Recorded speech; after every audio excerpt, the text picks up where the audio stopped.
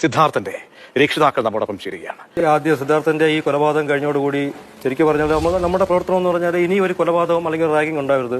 അത് കഴിഞ്ഞ് ഉടനെ തന്നെ വീണ്ടും തിരിച്ചു വന്നു. തിരിച്ചു വരാനുള്ള പ്രധാന കാരണം സിദ്ധാർത്ഥനെ കൊന്ന കൊലയാളികൾ അവർ ഉടനെ തന്നെ അടുത്ത് കോളേജിലോട്ട് പഠിക്കാൻ പോയി, എക്സാം എഴുതാൻ പോയി. അവർ പല വിധികളും വാങ്ങിയെടുത്തു. അവർക്ക് ജാമ്യം കിട്ടി പുറത്തിറങ്ങി. അതായത് ക്രൂരമായ ഒരു കൊലപാതകം, റാഗിംഗ് മൂലം ഒരു ക്രൂരമായ കൊലപാതകം ചെയ്തിട്ട് പോലും അവർ പുറത്തിറങ്ങിയല്ലോ, അവർക്കൊരു കുഴപ്പമില്ല.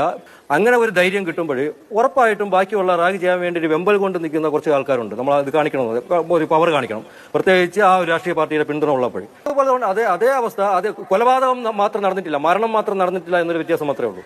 ബാക്കി എല്ലാം അതേ രീതിയിൽ തന്നെ നടന്നിട്ടുണ്ട്. കാരണം എന്താ, അവർക്ക് ബാക്ക്ഗ്രൗണ്ട് ഉണ്ട്, അവർ സംരക്ഷിക്കാനായിട്ട് എന്ത് ചെയ്തുകൊണ്ട് വന്നാലും നമുക്ക് ബാക്ക്ഗ്രൗണ്ട് ഉണ്ട്.